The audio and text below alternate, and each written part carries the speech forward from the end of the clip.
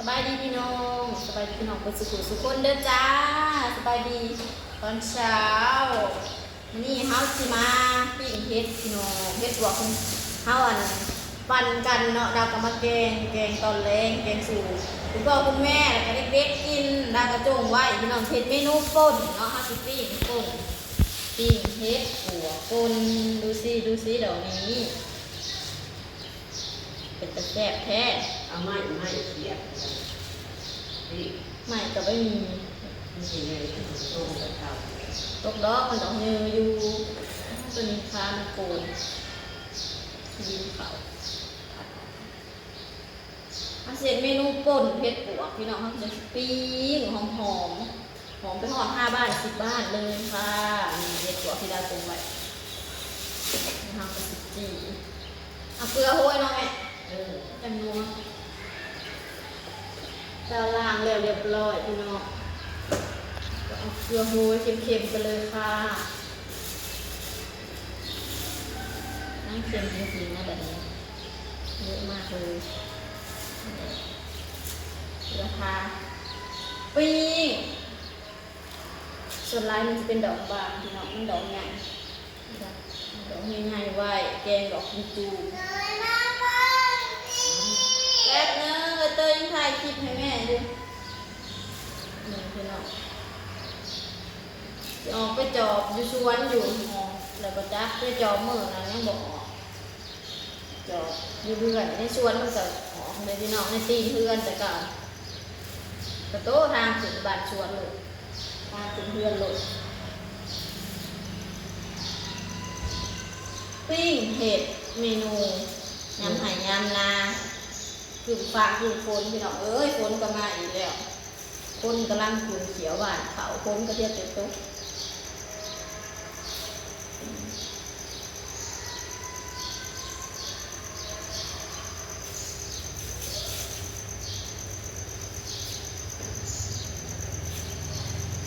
ไอ้ว่าบ้านชาวบ้านชุมโอ้กัน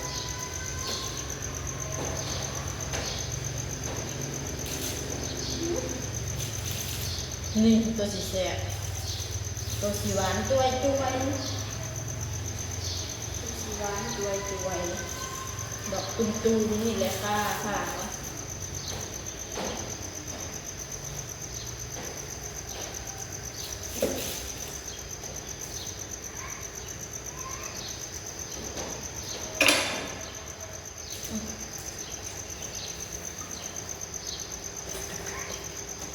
เดี๋ยวจะเอาลง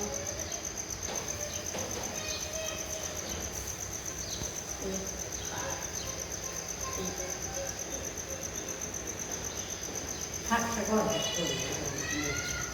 ซอยเอาฉันมาตัดมันก็ยังจะเป็นเศษคือเก่าเนาะก็เป็นดอกคือเก่าและดอกคายางคือเก่าพักเอาเคียงมันกับพักซอยเอาก็ได้ซอยเป็นตอนหิ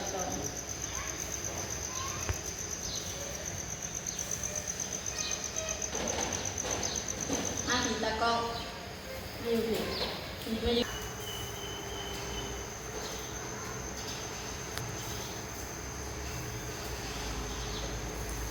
มาไปแล้วบอกคนใหญ่ทอน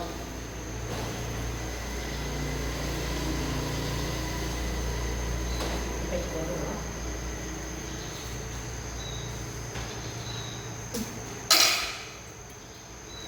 ใช่ยังไงว่าสิเมื่อหาทำความสะอาดบ้านสวนยังบ่ได้เมื่ออยู่ค่าแต่น้ำเห็ด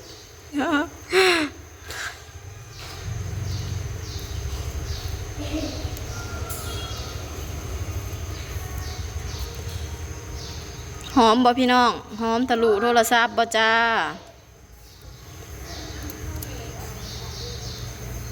จนเต็มหีบเต็มเล็กปีกดอกจูมยังไม่ได้ใส่เลยนี่ดอกจูมใหญ่ๆเฮ็ดเขาเอิ้นว่าเฮ็ดปวกหยังเฮ็ดปวกปีบ่แม่อันนี้จะเป็นเฮ็ดปวกปีเฮ็ดปวกปีแล้วก็คันยามเกี่ยวข้าวจะเป็นเฮ็ดปวกข้าวดอจังซี่บ่แม่นบ่คันออกแต่หัวปีจังซี่เขาจะเอิ้นว่าเฮ็ดปวกปีเนาะพี่น้องคือเป็นตะแซ่บแท้อันนี้ป ป่นกินกับมะกระถินอ่อนๆมาจ้าตอนนี้เฮ็ดของเราก็สุกเลยพี่น้องเราก็จะมาป่นกันเลย ใส่หัวหอมจี่ปีกหอมๆแล้วก็มีอย่างผักพริกจักหน่อยใส่ผงนัวลงไปมีอย่างหลายพี่น้องไปใส่เกลือใส่ผงนัวใส่น้ำปลาเสร็จแล้ว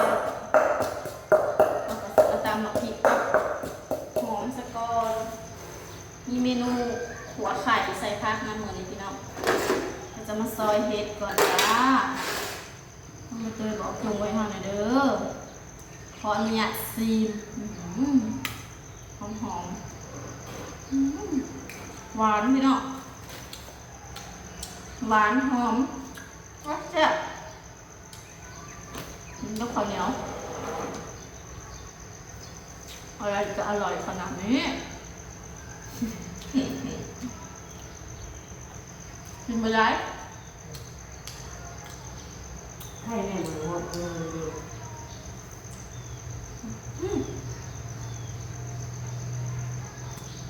ส่งมาถึงน้องใบเตยเก็บปากซอย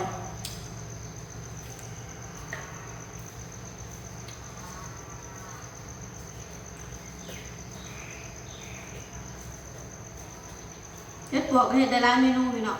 แกงหนึ่งพัดกระแซ่บดอกจูพัดแล้วก็เฮ็ดอีหยังขั้นสูงเนาะแม่เนาะขั้นสูงเฮ็ดปวกจังซี่พี่เนาะ ลูกบอกอะไรมา แซ่บ ว้าพวกอะไรมาเป็น จั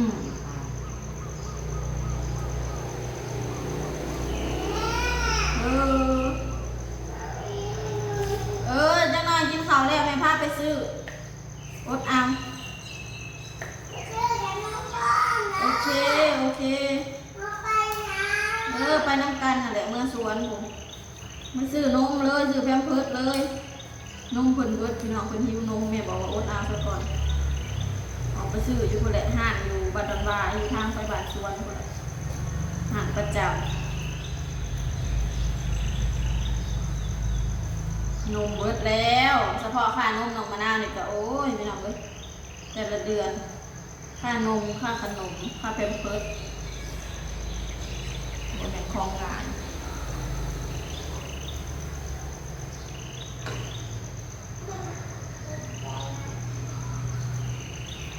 เอาไปเตยมันไปใส่เมนสบอกเตยเอามานี้มาเบิ่งกล้องให้เนี่ย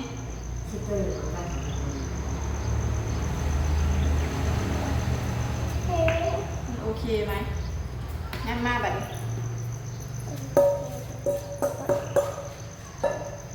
ได้ยุงามยุเห็นหัวเห็นหางยุตะกล้องเขาบอกว่าเบิ่งกล้องให้เดี๋ยวหน่อยจับมาพี่จับมาเบิ่งคนเห็ดโอ้แมงวันจะเป็นลายเลยยุงบินต่ำเยอะมาก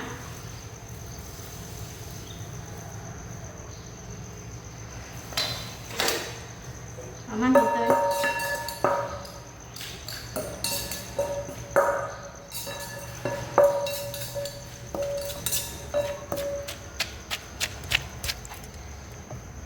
ดูผักเลยติเอาลงไปไก่พี่น้องปนเฮ็ดมันยังเป็นตอนคือเก่าอยู่โคกเล็กตำก็หมื่นไปหมื่นมา